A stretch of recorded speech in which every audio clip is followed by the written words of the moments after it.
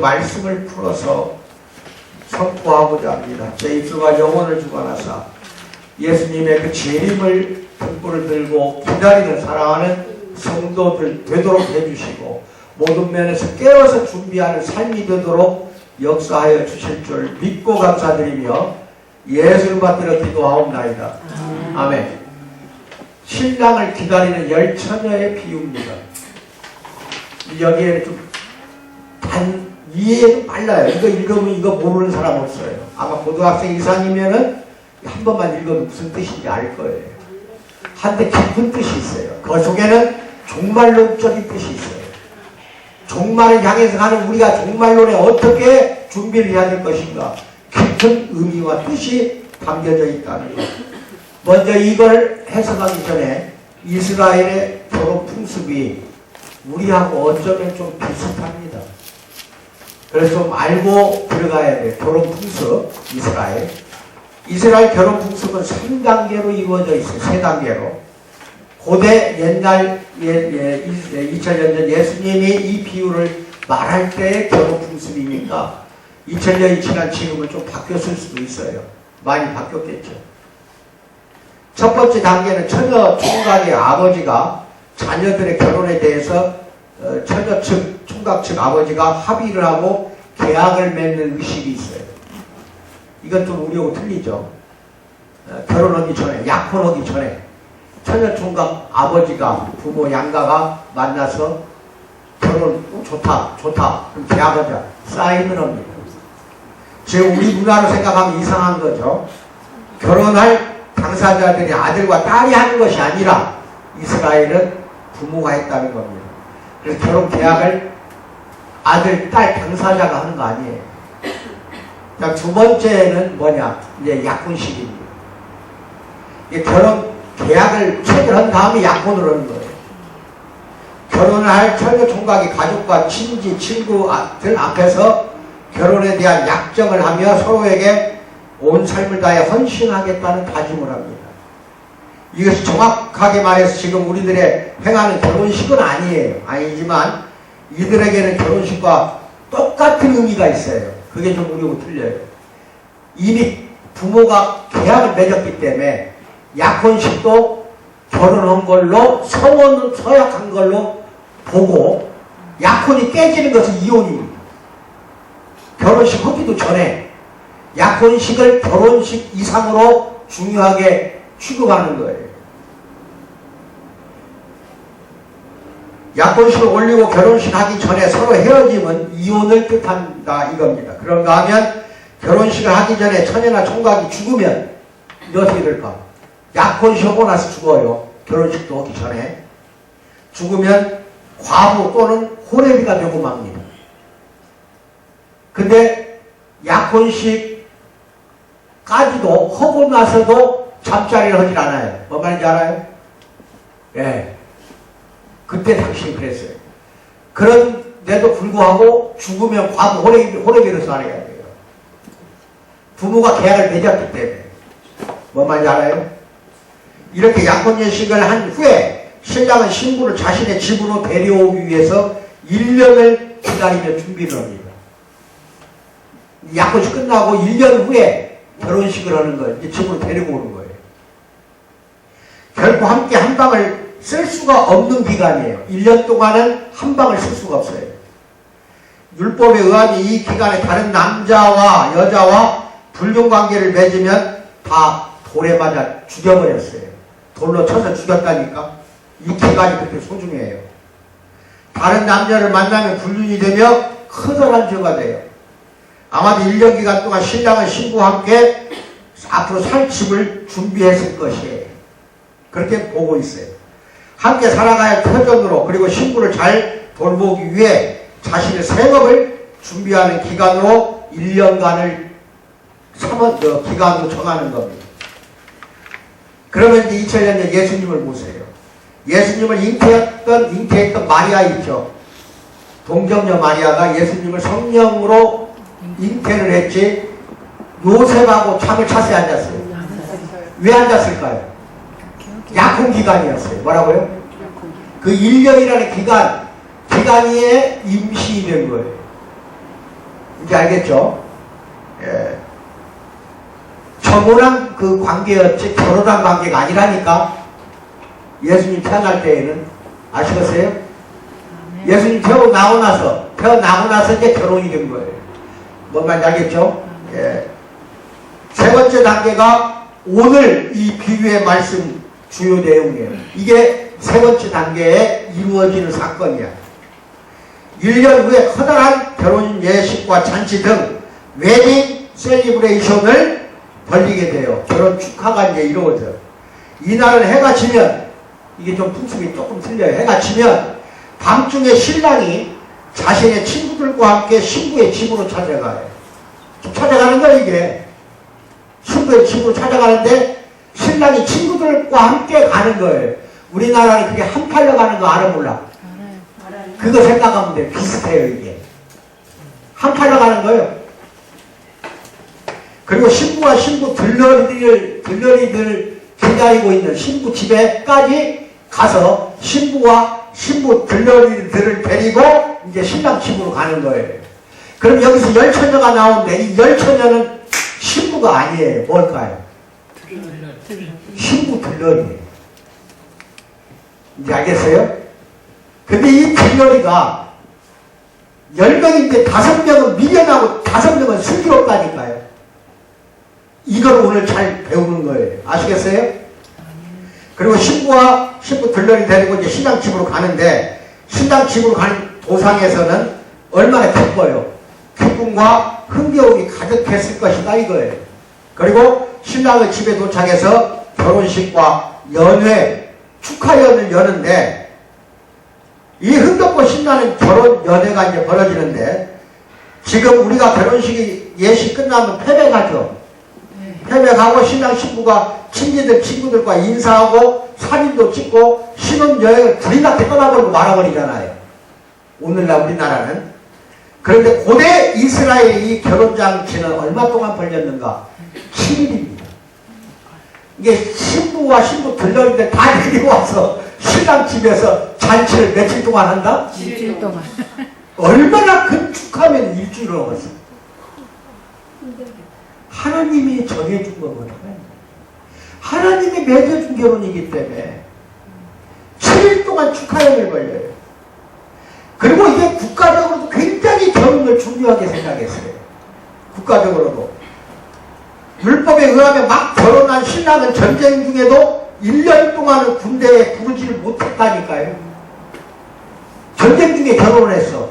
그럼 1년 동안은 신부를 놔두고 가질 못해.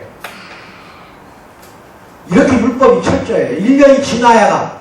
이게 결혼하고 나서 전쟁이 터져도 안 가, 신랑은. 1년 지나야 가요. 전쟁터에 군사로 뽑혀갈 때. 그 이유는 신부를 행복하게 1년이라도 해주자는 거예요. 1년이라도. 참 재미있는 것이 있는데 우리 결혼 풍속에 한판다는 거. 신랑 친구들이 신랑과 함께 신부 집에 찾아가서 함을 팔고 한판 돈으로 선남 선녀들이 그날 밤 즐겁게 파티를 하는 풍습이 유대인들의 결혼 풍습과 유사한 게 있어요. 그것도 좀 이제 자세한 건 나중에 이야기하기로 하고 좀 유사한 부분도 있다는 것만 알고 계시면 됩니다. 어쩌면 그렇게 유사한지 모르겠어요. 그 다음에 이제 뭐 신랑이 이제 지참금을 또 신부한테 주는 것도 있어요. 그럼 그 동전으로 줍니다.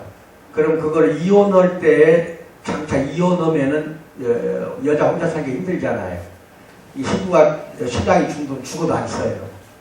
동전을 여기 끼워가지고 머리에다 치장을 하고 목에다 걸고 다니고 그래. 뭔 말인지 알아요? 그런 것도 있고 풍습이 그 당시에는 그랬어요. 결혼 이야기 하니까 아주 그냥 엄숙하게 잘 듣네. 한 번 더 해줄까? 네, 그래. 결혼 이야기는요, 하나님이 묶어주는 인연이거든요. 네, 그래서 창세기에도 그런 게 나오잖아요. 아담이 하와한테 갈비뼈 뽑아서 만들었잖아, 하와를. 그러니까 하와한테 아담이 뭐라 그래? 이 여인은 내 뼈 중에 뼈요, 내 살 중에 살이로다 그러죠. 아시겠어요? 여자는 남자의 갈비뼈에서 나왔어요. 얼마나 다행인지 몰라. 남자의 머리뼈로 만들었더라면 남자를 짓밟았을 것이고 여자들이 남자의 발바닥뼈로 만들었다면 남자한테 짓밟혔을 거 아니에요. 근데 남자의 갈비뼈로 만들었으니까 여기 남자 잘 들어 평생을 뼈안아줘. 뭐라고? 왜 말을 안 해? 호흡 잘하는 집안이 부부가 오래 살아요. 한 번씩 그걸 뭐 시간도 필요 없어. 1초만 포옹해도 1년을 더 살아. 할게 안 할게요? 이놈 남자들아. 남자들이 정신 차려. 또 과부들은 또 아무나 붙잡고 오지 말고. 자, 첫째, 잘 들으세요. 성도들은 빛의 자녀로 살아야 합니다. 오늘 이 분위기를 잘 보세요. 10명의 처녀가 5명 미련한 처녀는 등불만 갖고 왔어요. 등잔만, 등잔불. 등불 속에 기름이 좀 담아 있었을 거 아니에요. 그죠? 예, 그것만 딸랑 들고 왔어. 5명 미련한 처녀는. 근데 슬기로운 처녀는 등불뿐만 아니라 등불 등잔에다가 기름을 채웠을 뿐만 아니라 별도 그릇에다가 또 기름을 단단하게 준비해서 또 갖고 온 거예요. 왜 그랬을까? 슬기로운 처녀는 기름을 더 갖고 온 거예요. 더. 그리고 미련한 처녀는 등불만 갖고 온 거예요. 물론 그 안에는 또 기름이 있기는. 예? 근데 어떤 상황이 벌어져요? 몇 개와 그러세요? 바로 그거예요. 신랑이 신랑 친구들하고 술을 먹었는데 뭘 했든지 일찍 왔으면 얼마나 좋아. 근데 밤새 기다려도 안 와. 그 등불을 켜놔야 될 거 아니야. 10명의 처녀가 등불을 켜놓고 신랑을 기다리는 거예요. 들러리들이. 왜냐하면 그 당시에는 길거리 캄캄하잖아. 2000년 전에 무슨 놈의 전깃줄이 있어. 전봇대가 있어. 그러니까 그 신랑이 쫙 마을 입구에서부터 신랑 친구들이 신랑 온다 하고 막 외칠 거 아니야. 그러면 후닥닥 문 열고 나가는 게 10명의 할 임무야. 등불을 들고 나가야 돼. 뭐 말인지 알아? 맞아들여야 되기 때문에. 근데 그날따라 신랑이 그냥 덜이 와버렸어. 늦게 와버리니까 불이 다 꺼져버린 거야. 불이. 뭐라고요? 기름이 다 떨어져 버렸어. 그래서 5명 미련한 처녀가 이제 5명 슬기로운 처녀는 별도 그릇에다 기름을 별도로 준비해서 가지고 왔기 때문에 기름이 떨어지니까 부어버렸어요. 자꾸 부어. 그러니까 이제 미련한 처녀들이 5명이 그 기름을 좀 나누어 달라 이렇게 이야기를 했어. 그 기름을 좀 달라. 그러니까 다른 데 가서 살아. 나는 내 기름도 부족할 수도 있다 이거야. 너는 5명 가서 빨리 가서 기름 파는 곳에 눈 두드리고 밤중에 한밤중에 두드려서 사서 준비하라. 그러니까 5명은 이제 기름 사러 가버렸어요. 갈 때 들어와버린 거예요. 5명 슬기로운 처녀들이 마중 나가서 등불, 여기서 등불이 하면서 호롱불이나 이게 작은 불이 아니야. 횃불이야, 횃불. 횃불로 와야 돼. 그게 그 길을 다 비춰야 되니까 밝게. 뭔지 알아요? 밝게 비칠 정도로 불이니까 상당히 큰 거잖아. 그래서 5명의 슬기로운 처녀가 신랑과 신랑 들러리를 데리고 신부 집으로 들어와버린 거예요. 들어오면서 문이 닫혀버린 거예요. 그러면 기름 사러 간 5명의 미련한 처녀들은 문이 닫혔기 때문에 이 문은 인간의 힘으로 죽어도 못 여는 문이다 이 말이에요. 밖에서 물고 불고 열어달라고 했지만 열어주지 않았다. 그래서 예수님이 뭐라고 해요? 깨어서 준비하라. 너희들은 한시도 그날과 그때를 알 수가 없다 이거예요. 이게 뭐예요? 내가 올 날은 나도 모른다는 거예요. 하나님만 알지. 다시 올 때까지 깨어서 준비할 거냐 안 할 거냐 이거예요. 아멘을 받으시기 바랍니다. 기름까지 준비하는 여성 슬기로운 처녀가 되어야 되겠죠. 아멘. 이게 중요합니다. 1절에 1번 첫 번째는 성도는 빛의 자녀로 살아야 한다. 1절에 가서 뭐라고 나와? 그때 천국이라고 나오잖아. 천국을 이야기하는 거예요. 마치 등을 들고 신랑을 맞으러 나간 10처녀와 같다 하리니. 본문은 구주 예수님을 기다리는 성도가 세상에 살면서 이게 문제야. 빛의 자녀로 살아야 한다는 말씀이야. 등불이 뜻하는 거는 빛을 따르는 거예요. 깨어서 기다려라, 준비하라. 그 주해가 나옵니다. 나중에 11절, 12절, 13절에. 깨어서 기다리라고 한 건 뭐냐? 등불을 꺼뜨리지 말고 항상 빛의 자녀로 살아라 이 말이에요. 여기에 나온 등과 기름은 빛을 발휘하기 위해서 꼭 필요한 것들이에요. 여기서 등의 어머니 헬라어로 람포라고 해요. 람포. 이거 참 우리나라 말하고 비슷해. 옛날 우리는 남포불이라는 회사 안에서 유리가 이렇게 유리 있잖아. 꼭 고기 어항처럼. 그래가지고 이제 심지를 올렸다 속이 넣어가지고 피고 남포라고 하는데 헬라어로는 람포야. 그 뜻은 뭐예요? 등이라는 건 람포인데 원래 뜻은 빛을 발한다는 뜻이에요. 등의 뜻이 뭐라고? 빛을 발한다. 그래서 이사야서 60장 1절에 뭐라고 하냐?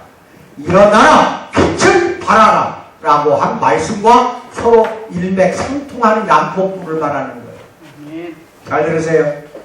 사랑하는 성도요.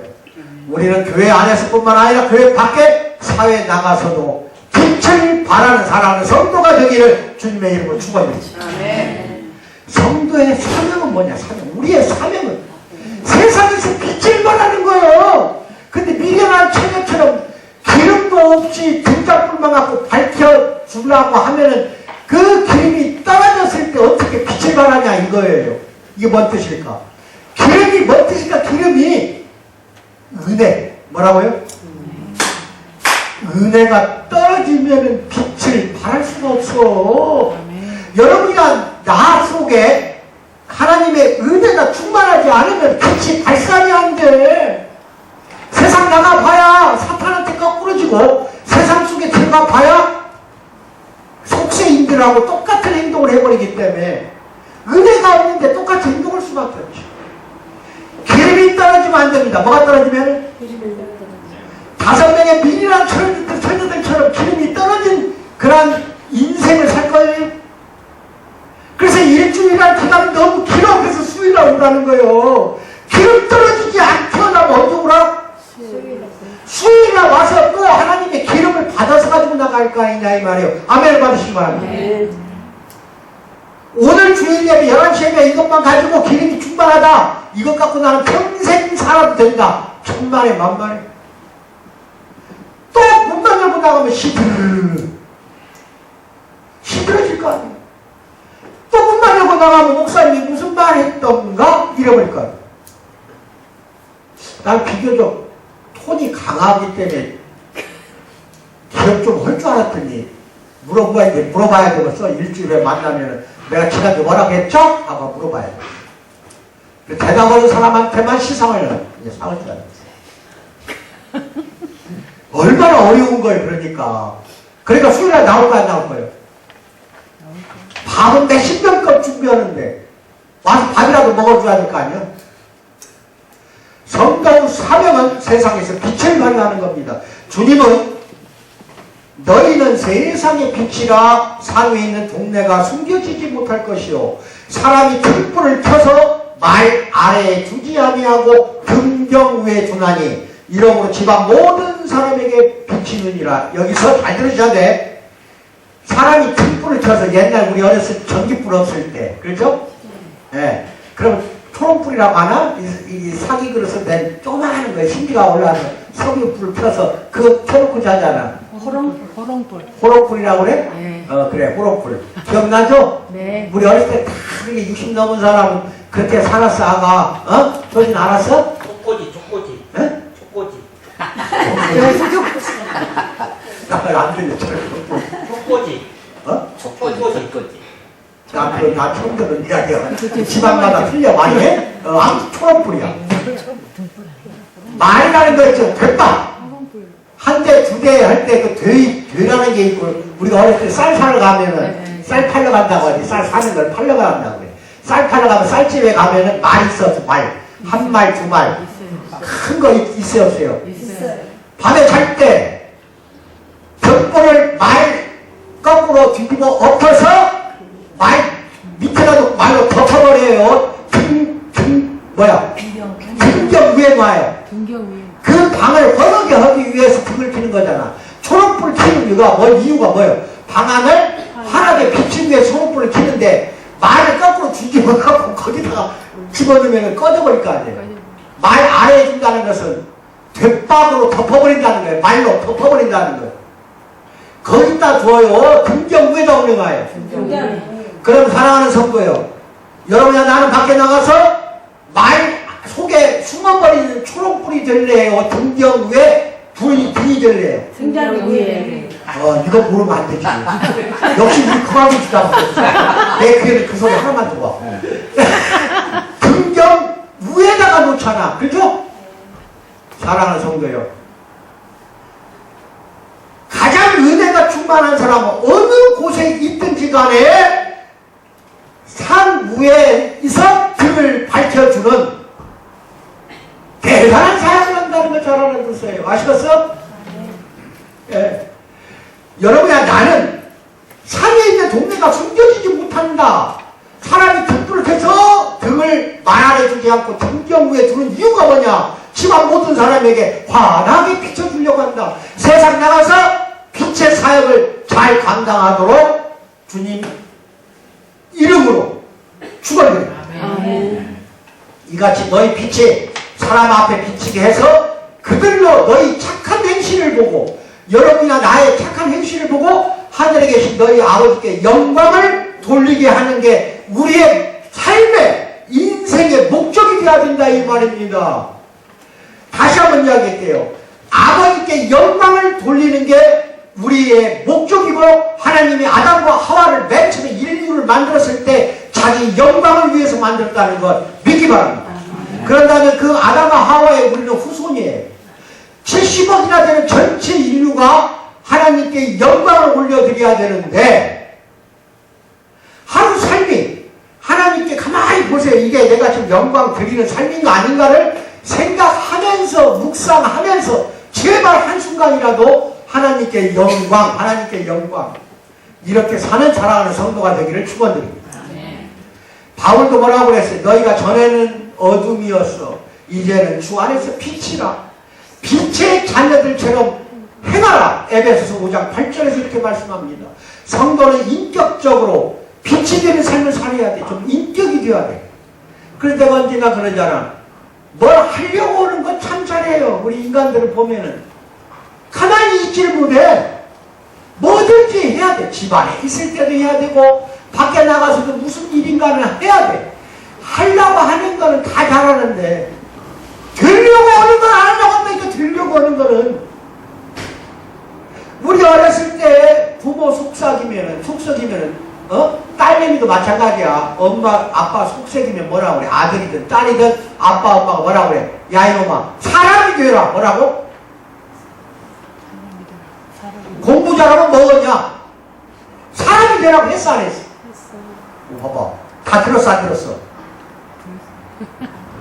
지금 젊은 부부가 없어서 그러는데 사람이 되라 이 소리 좀 해야지. 앞으로 자녀 키울 때 인간이 안 되면 안 된다니까요.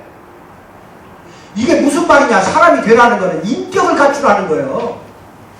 공부 잘하면 뭐예요? 인격이 엉망이고, 선행을 잘하면 뭐예요? 인격이 갖춰져 있지 않는데.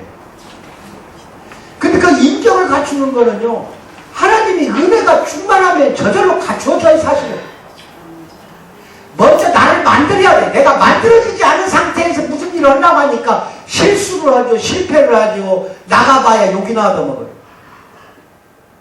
그런 사람들이 정치권에 가니까 국민을 개 돼지로 알아버린다 이 말이에요. 인격이 되지 못해. 받쳐져 있지 않아.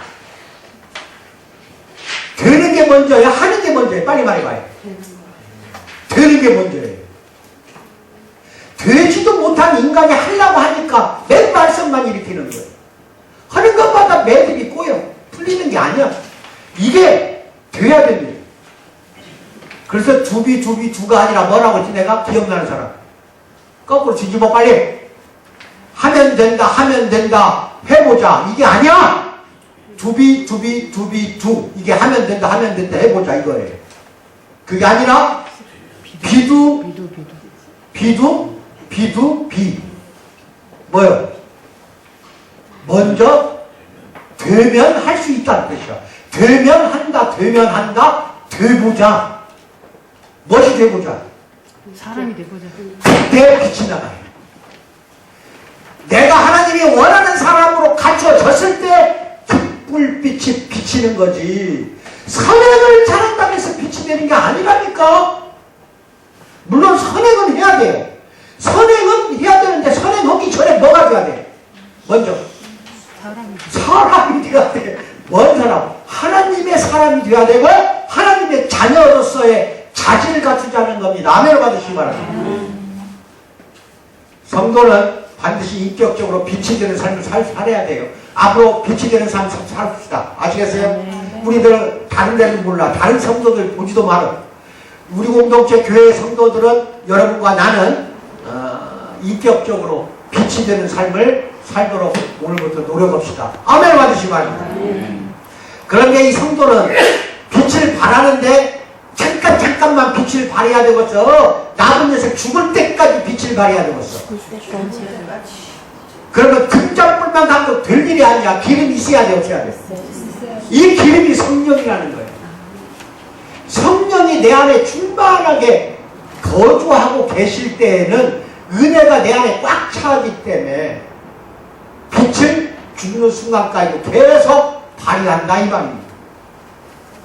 어떤 특별한 상황에서도 빛을 발하는 능력을 잃지 말아야 돼. 내가 좀 이따 묻는 이야기 할게. 특별한 상황이 닥치면 그냥 은혜가 가득했던 사람도 싹 없어져 버려.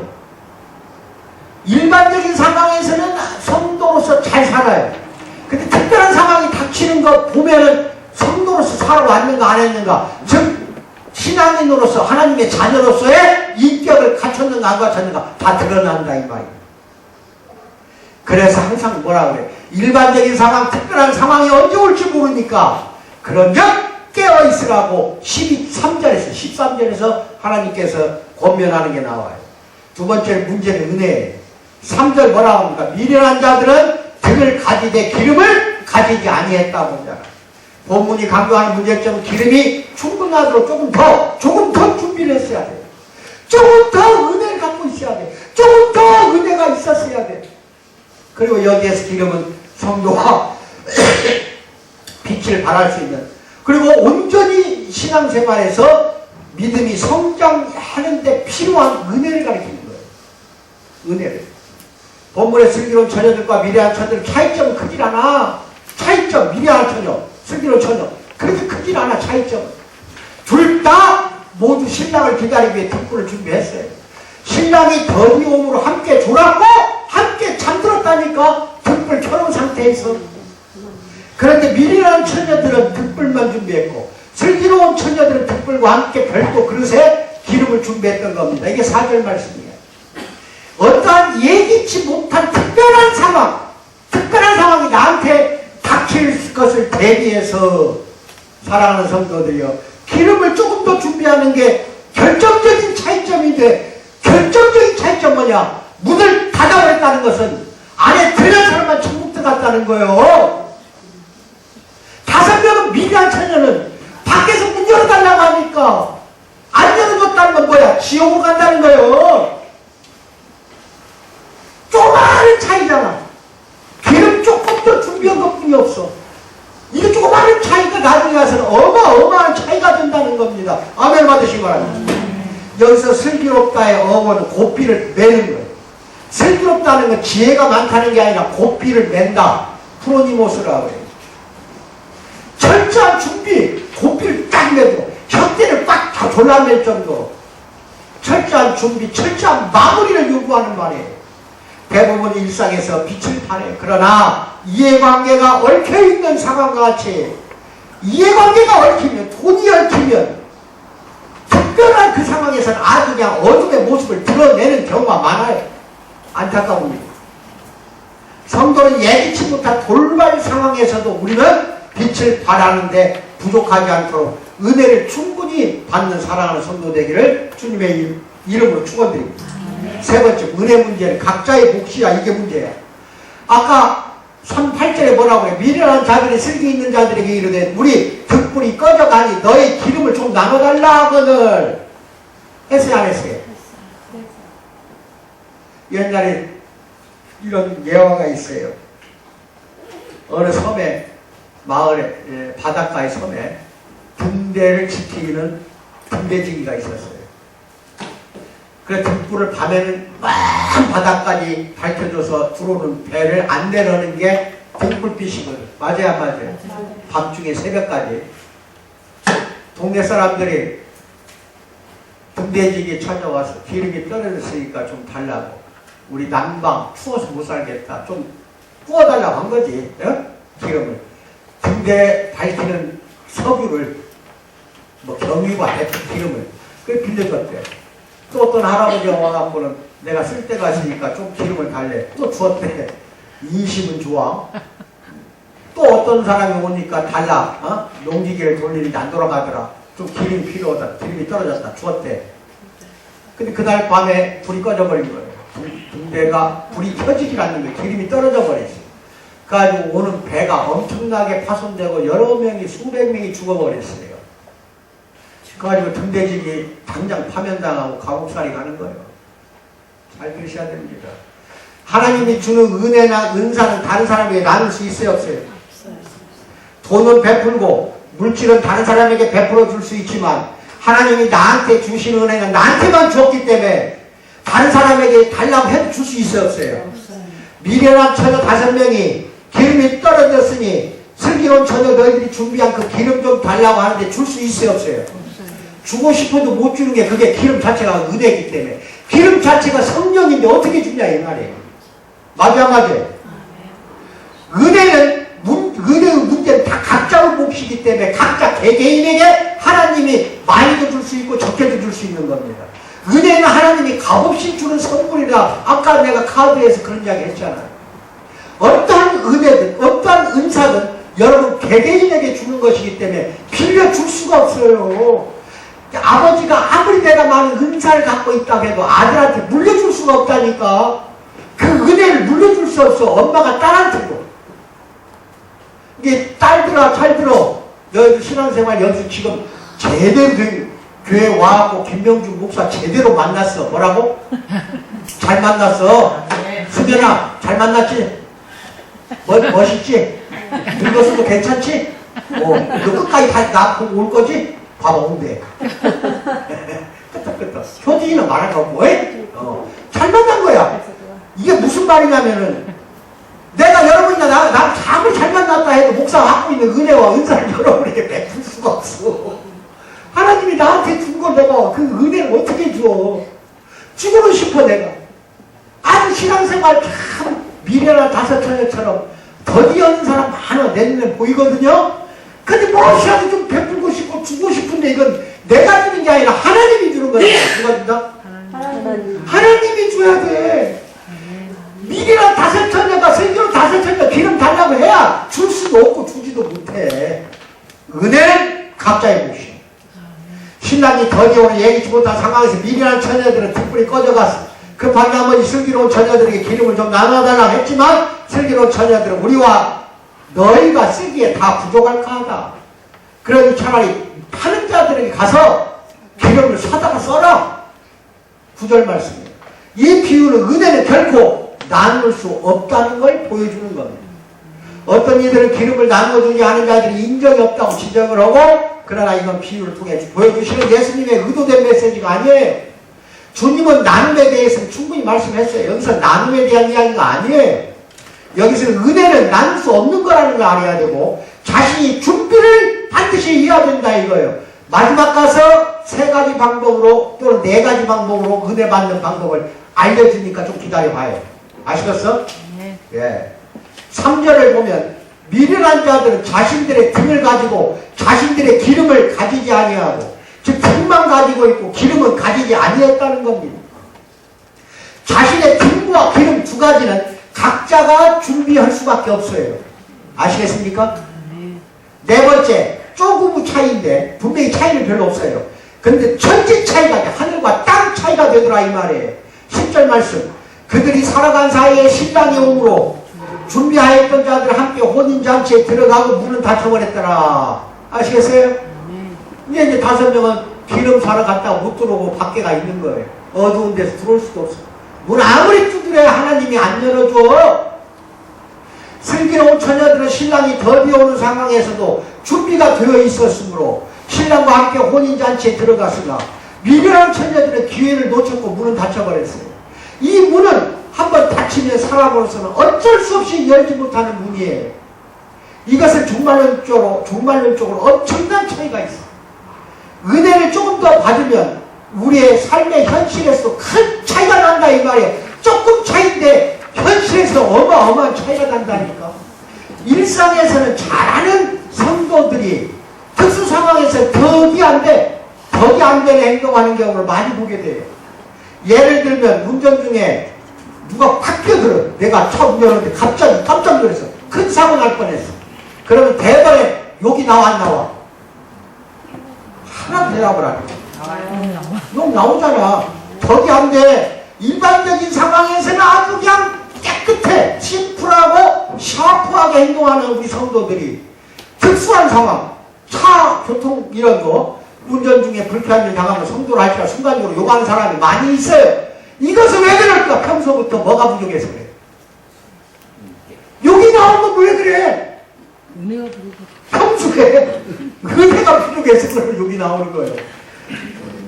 이야기 하나 하지. 이건 이야기 어디까지나. 신부가 수녀를 옆에다가 태우고 운전을 가. 신부가 이게 욕할 수는 없고 교육을 시킨 거예요. 수녀한테.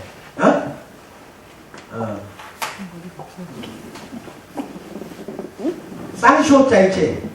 욕. 쌍시옥종 놈아. 이게 1번. 그 다음에 개새끼 2번. 그 다음에 욕, 우리 많이 쓰는 욕 있잖아. 3번, 4번까지 4개를 수녀한테 이야기를 해줘. 그 신부가 운전하는데 갑자기 차가 끼어들어. 이제 수녀가 이래라! 욕은 할 수 없으니까. 또 이제 가다니 어떤 또 뭐가 이상한 것이 탁 이제 부딪힐 뻔했어. 수녀가 대신 외쳐줬대.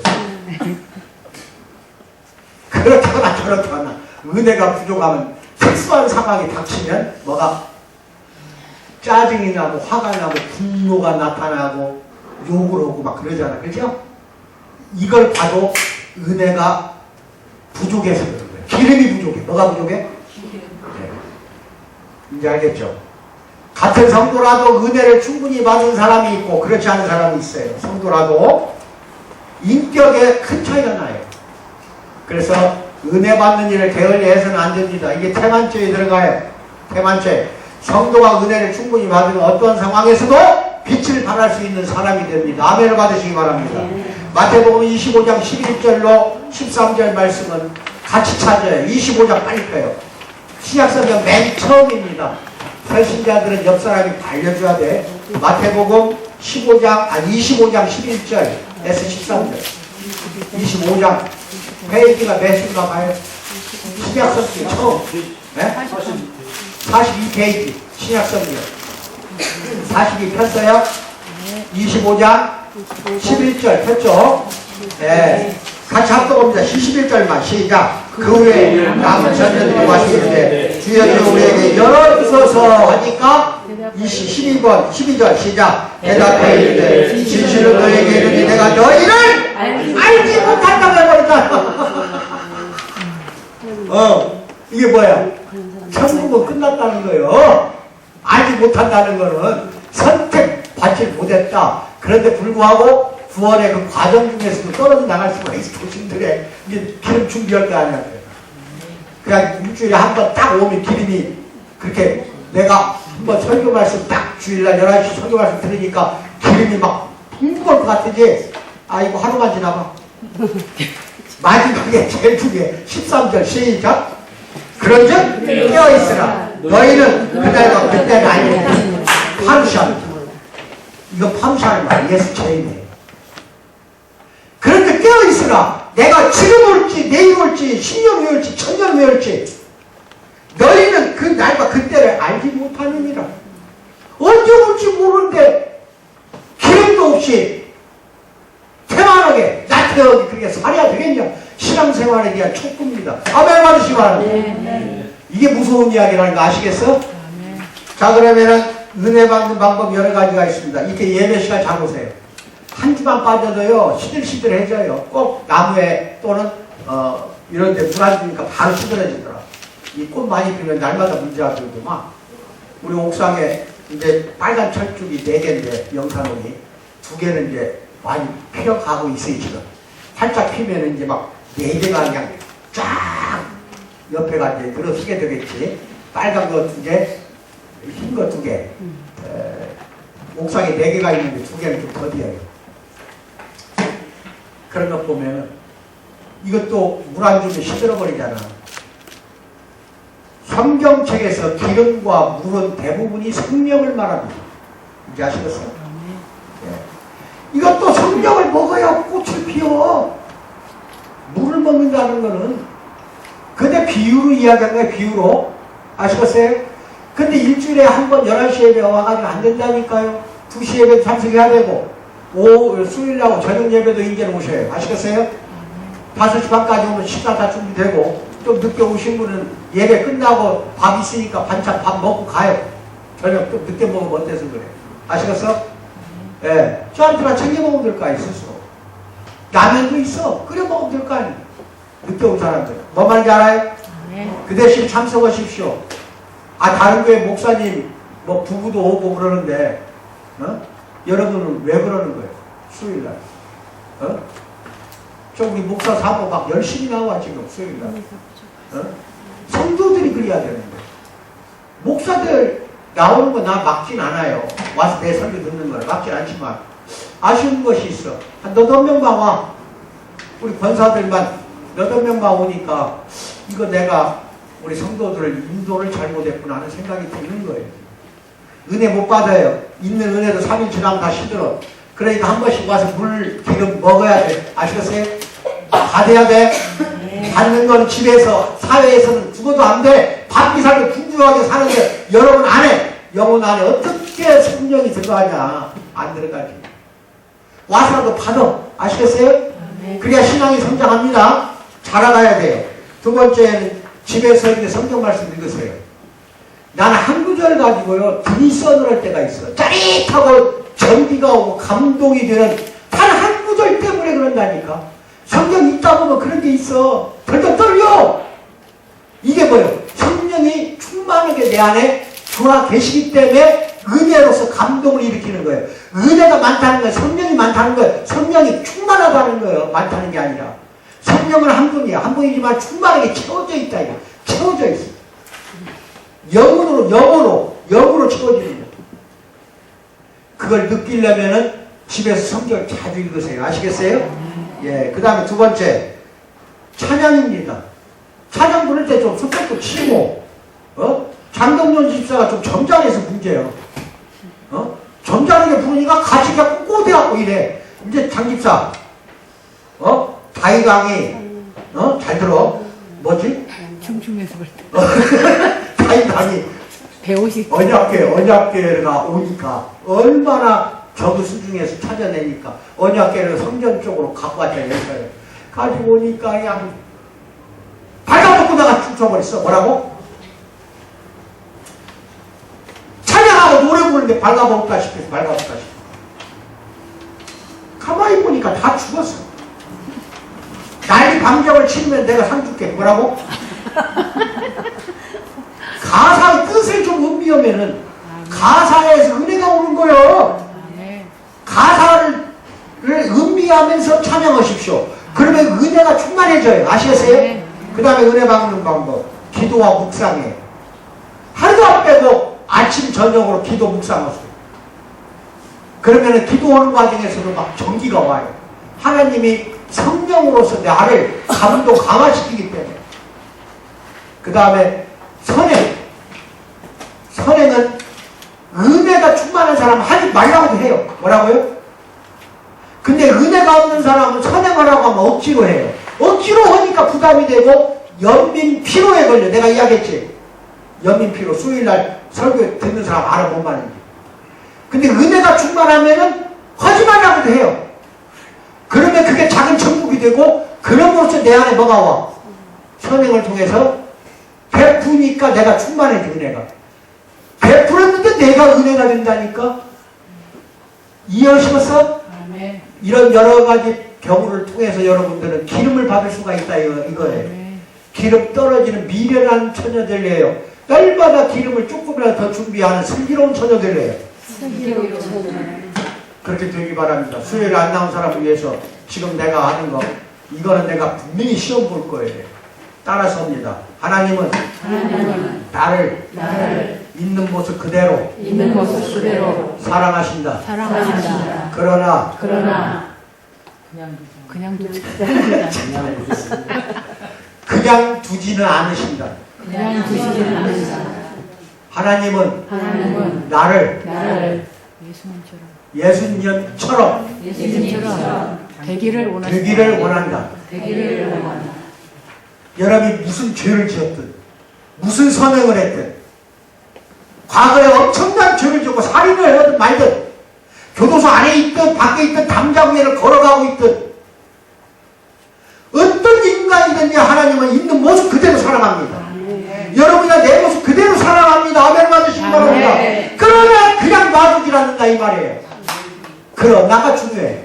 그냥 놔두질 않아. 어떻게 한다는 거야? 예수님처럼 하나님은 나를 예수님처럼 되기를 원한다. 예수님처럼 되기를 원한다. 여기에 맞춰서 사는 사랑하는 성도 되기를 주님의 이름으로 축복드립니다. 기도하겠습니다. 사랑의 하나님하고 참으로 감사합니다. 사랑하는 성도들 참으로 은혜 가운데에서 잘 살아가는 슬기로운 처녀 다송령처럼 그 기름을 준비하는 사랑하는 성도가 되도록 성령 충만하게 살아가도록 원하오니 들어주실 줄 믿고 감사드리며 예수를 받들어 기도하옵나이다. 아멘.